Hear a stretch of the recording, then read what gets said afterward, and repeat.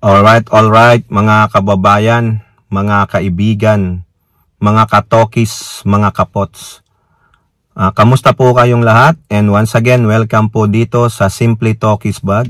Maraming salamat po sa patuloy niyong pagsuporta at pagsubaybay sa ating channel. Tayo po ay magbibigay ng maiksing komento, opinion at reaksyon sa mga mainit na usaping politika sa ating bansa. Once again, shout out po lahat sa inyo. May God bless us all. May God bless our country, the Philippines. And may God bless and protect the Marcos administration from the forces of Kampod ng Kadiliman and their minions. Pag-usapan natin mga kababayan, it's all about the political dynasty. Ito pong political dynasty sa ating bansa, merong good and bad. Pero ngayon po the bad outweighs the good. Kasi po, majority ng bawat bayan sa ating bansa ay pinamumunuan ng political dynasty na iisang pamilya. For example na lang dyan po, sa bayan naming Gapo, iisa lang ang naging mayor dyan simula nang umalis ang mga Gordon. Ang Gordon noon na mayagpag ng ilang taon. After that, nung na-oust sila, isang pamilya na naman yan, ilang dekada na. Di po ba? Sino ba mayor ng Gapo ngayon? Yung Paulino pa rin, paulit-ulit lang. Nagpapalit-palit lang sila. Tulad dyan sa Ilocos, sa mga bailiwick ng Marcoses. Di po ba? Sa ibang bayan tulad ng Davao City. Yung unang distrito at second district, sila. Nakita nyo? Resulta ng election dyan sa mga Duterte bailiwick. Sino pa? Sa Metro Manila, sino ang mga mga political dynasty clan? Sila lang. Paulit-ulit lang na niluluklok ng mga constituents nila. Hindi natin alam kung ewan ko kung yung sinabi ni Ramon Tulfo na mga tanga at bobo o baka naman ginugusto nila yung ganong pamilya na dynasty dahil malaki ang tulong, malaking nagawa sa kanilang bayan. Tulad po ni Mayor Vico Soto ng Pasig City. Napakapalad po ng mga taga Pasig City dahil ang mayor ninyo, sa aking opinion, ay matuwid at magaling sa governance. Siguro may mga kawani dyan ng mga kurakot pero pag nahuli, sampling, tanggal, di ba? Sana maraming Vico Soto, sana si Vico Soto maulanan, tapos mapunta sa iba't ibang lugar at mamuno sa ating bansa. Mahusay po yung bata no? Sayang lang bata pa, nasa late 30s yata siya, kaya hindi pa pwede sa 2028 presidential election. Mahusay po itong bata na ito. Ginusto siya ng Pasig, pero last term niya na sa Pasig 3-termer as mayor. Sana kay Vico Soto tumakbo kang senator. Okay, so talking about political dynasty, sabi ko naman sa inyo, may good and bad. Ito, kabilang ito sa isang political dynasty, pero sabi niya, susuportahan ko ang anumang bill o isusulat na batas against political dynasty. Remember, si Mr. Wonderful Tonight, ayaw niya rin yan. Di ang gawin mo, Robin Padilla, kausapin mo yung mga kapwa mo mambabatas. Marami na po mga kababayan ang nagsulat ng mga anti-political bill na manbabatas. Ito po, just to give you some of them, dito po ito sa Impact Leadership, way back December 2nd, 2024. Ayan po, mga kababayan, yung quote card na yan, Anti-political dynasty bills in the 19th Congress. Nandiyan po yung House Bill 389. The Anti-Political Dynasty Act, ang nagsulat po niyan si Representative Bordado ng Camarines Sur 3rd District. Pending with the Committee on Suffrage and Electoral Reforms dyan sa House of Representatives since July 26, 2022. Nandyan na po, nakaupo na po ang Pangulong Marcos. Eto pa, si Manuel, ewan ko kung nanalo pa ito, I think hindi nakapasok ang Kabataan Party List. The Anti-Political Dynasty Act of 2019. O pareho sila, o. House Bill 1157. August 1, 2022. O sa Senado naman, si Grace po, outgoing na ito. Ha? Senate Bill 548. O, pending with the Committee on Electoral Reforms. O sino po ang committee dyan? Sino ang komite dyan sa Senado ng Electoral Reforms? Ha? August 16, 2022. O, meron pang isa, si Mr. Wonderful Tonight, Senate Bill 2730. July 30, 2024, last year lang. So, anong ginagawa nitong mga committee na ito in both houses? Why you don't want to put that in your agenda at para pagtalunan ninyo, debatihan ninyo sa plenaryo para naman, ha? Para naman malaman ng namin na kayo ay may ginagawa na kami ay sawang-sawa na dito sa political dynasty. Merong sabi ko sa inyo, may good at may bad. The bad thing is become itong mga pamilya na political dynasty, they are lording.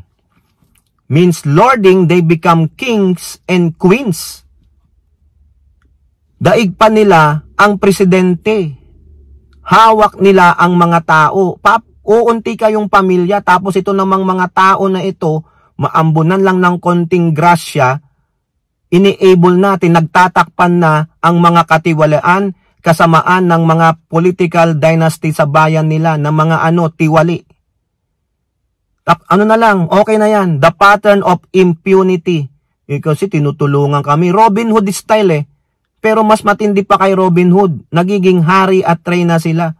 Nakaka-get away sila sa mga krimen nila. O, tulad na lang dyan. Tingnan natin. Sa Davao City, si Pulong. 2 video na ang nag-surface. Lalong-lalo na yung uundayan niya ng saksak yung lalaki. Pero pinanalo pa rin siya. Ha? Ganun ba kayo sa mga Davao City, ang Davao, Del Sur na 1st District?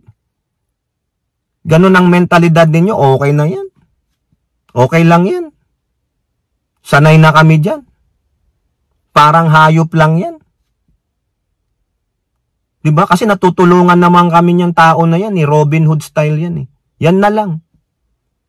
Diba? Nakikinabang naman kami sa kanya. Dapat may utang na loob kami sa kanya. Wala naman kayong utang na loob dyan dahil binoto nyo lang sila Sila ang nangailangan sa inyo. Hindi ba kayong magbabago? Ganyan ba ang gusto nyong imahe? Nasabihan na nga kayong mga tanga at bobo, mga bulag at bingi sa katotohanan. O tapos binoto nyo pa yung anak niya sa 2nd District. Galam niyan. Diba? Tapos yung nakakulong doon sa dahig, ginawa nyo pang mayor at talagang mga salaula kayo. Dapat talaga ito, matakel itong anti-political dynasty para malaman natin ano ang nilalaman ng mga batas na ito. Ang problema, lahat kayo maaapektuhan Lahat kayo. Majority of those political leaders of ours, LGU or national, maaapektuhan dito. Sila ang unang mag-vote ng no. Instead na yes na ipasa. Wala po O ngayon, yung inyong vice presidente, tahasan niya pong sinabi mga kababayan, ayan po, biruin mo, yung pamilya niyang Duterte, mayor, vice mayor, councilor, 1st and 2nd district dun sa lugar nila, lahat nanalo. Pero anong sabi ni Pusit? Ako yung pinakamalaki at solid ang kredibilidad to speak about political dynasty. Because I came from a political dynasty. So wala nang mas matindi pang expert sa political dynasty. Ako yun. Ayan, inako niya na. No, parang siya lang ang may political dynasty na pamilya. Matindi. Inako. Talagang sabi niya, ako lang ang magaling. Look unto me. Ha? Wow. Baka meron pang ang mas matatanda sa iyo na mga anak ng political dynasty. Diba? Sino? Di Marcoses. Sino pa? Villars. Sino pa? Name names. Ang dami. Diyan lang sa Pampanga, The Pinedas. Pasensya naman po sino pa? Binabanggit lang natin. Inangkin niya po Diba? Ito talagang meron tong narcissistic personality. Pero sabi niya Tingnan mo Dinidefine niya yung kagustuhan ng pamilya niya. Hindi niya nga sinunod yung tatay niya eh. Nasabi niya, ang plasto ko si Gringo at si Kirubin. Pero ang ginawa nitong si Pusit, ang ginawa niyang plus 2 ay si Camille Villar at Alyansa. Kinuha niya, hinakot niya dun sa Alyansa. O tama ba? Si Camille at si Marcos pala, sorry. Ha? Hinugot niya yung dalawa sa Alyansa. Kasi sure win. Si Gringo sa si Rubin, nabasura eh. Tibiruin nyo, sinuway niya ang tatay niya. Matagal na tong pasaway sa tatay niya. Galit ito sa tatay niya dahil nga sa ginawa ng tatay niya na ano? Alam nyo na. Diba? Sabi niya, susuportahan ko ba ang batas na anti-political dynasty? Yes! Diba? Kung bibigyan nila ako ng pagkakataon, ako yung susulat, ako yung pinakamagaling sa political dynasty. Yan, inari niya na. Sige, pagbigyan nyo na. Magaling daw siya sa political dynasty. Baka yan nga ang alam niya. Imbis na doon sa DepEd, imbis na maging vice president. Mag-resign ka na lang. Sabihin mo kay Pulong, ako na lang ang papalit sa'yo sa first district kasi makukulong ka naman. Diba para maisulat niya, baka mas magandang version sa kanya, yung pinakita nating mga anti-political dynasty bills na nandyan sa HOR at sa Senate na hindi gumagalaw. Tingnan natin kung ipapasa sa plenaryo sa agenda ng HOR at Senate. Wala eh. Diba? Siya na ang pinakamagaling. Tingnan natin kung talagang pinakamagaling siya dyan sa political dynasty kasi galing siya dyan. Experience-wise. Tingnan natin. Bigyan ng chance. Paano siya makakapagsulat ng anti-political dynasty bill? Udyukan mo si Robin. Tingnan mo yung sinulat ni Robin na batas. Yung noong 2024 anti-political dynasty law. Sabi ni Robin, tingnan mo, busisiin mo. Basahin mo maigi yung gustong ipasang batas ni Robin. Baka may maidadagdag ta. Kasi si Robin, galing ba siya sa political dynasty? Alam ko, siguro ibang pamilya niya, kamag-anak, pero hindi yung mismong pamilya niya. Bagito lang siya. Baka may maidadagdag ka doon sa bill niya. Diba? Gawin mo. Sige, sinasabi mong pinakamagaling ka. Sige. Pagbigyan na kita kasi talagang galing ka naman dyan, experience-wise. Baka dyan ka nga pinakamagaling. Sige, pagbigyan nyo na mga kababayan. Yung si Krongkrong, ng angkin na naman. Siya, kaya, sorry na lang sa inyo, na mga pamilya ng political dynasty. Si Biping Tokmol ang pinakamagaling sa political dynasty kasi galing naman siya dyan. Sige, bigyan nyo na, pagbigyan nyo na. Okay? Now, pasok naman tayo dito sa bagong senador na magre-resign na po. Magre-resign po siya. Sino naman yan, Tokis? Eto po, hindi pa nga nakakapanumpang senador, magre-resign na daw siya mga kababayan. Ano yun? Inquirer. Erwin Tulfo, I will resign if. May if naman pala, may kondisyon. Ano yung kondisyon?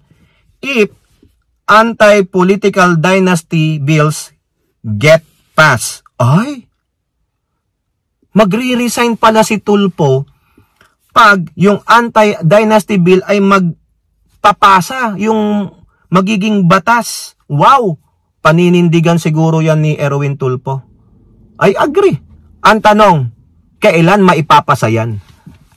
Sino ang mga ngahas na ipipilit tulad nung pinakita ko sa inyo?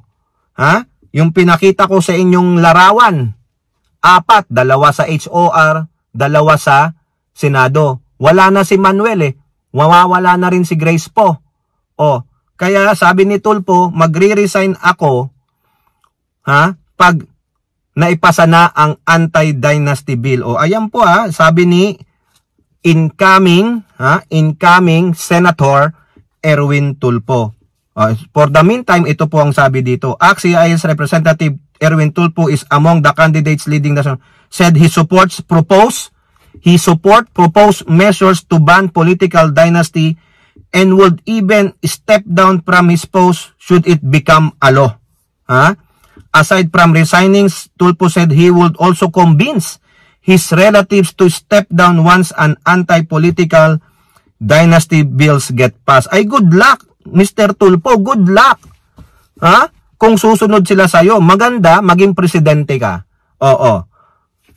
Kung matutuloy yan, maisabatas ang anti-dynasty bill, mag-resign si Erwin, may prinsipyo, aba, pwedeng maging presidente.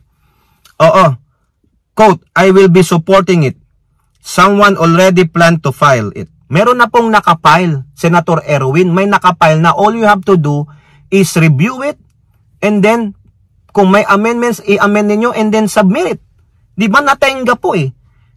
It will only be repetitive if I lodge a similar measure. If need be, I will be co-author and if pass, I will resign. Nako, yan ang may paninindigan mga kababayan ha. And I would even convince my sister-in-law and my nephew. Sino yon? Si Jocelyn Tulfo at si Ralph Tulfo. I tell them, let's resign. If they argue that others are participating political dynasties, I'll tell them not to copy those people. More families are probably more charitable than us and braver than us. Let's give them a chance. Correct. Tingnan nyo nga naman, no? Ayan. Ha? Tingnan nga natin kung merong magpapasa. Ha? Kasi maraming aalma dito, mga kababayan. Ilan pamilya ang produkto ng political dynasty na nandyan sa Kongreso? Ilang pamilya ang produkto ng political dynasty dyan sa Senado? Andyan yung magkapatid na Ejercito Estrada, Villar, Tulfo, Cayetano. Ha? Oh. Sa HOR, ilan sila? Ang dami. Boboto ba sila ng yes to anti-dynasty bill? It needs more convincing. Diba, mga kababayan? Oh, sige nga, pero si Erwin Tulfo, a man of his word, gagawin niya yan. Pero ipasa nyo muna. O, diba? O, kayo po. Ano po ang inyong masasabi? Comment down below and don't forget to like and share. Hope to see you on our next videos. Bye-bye. God bless.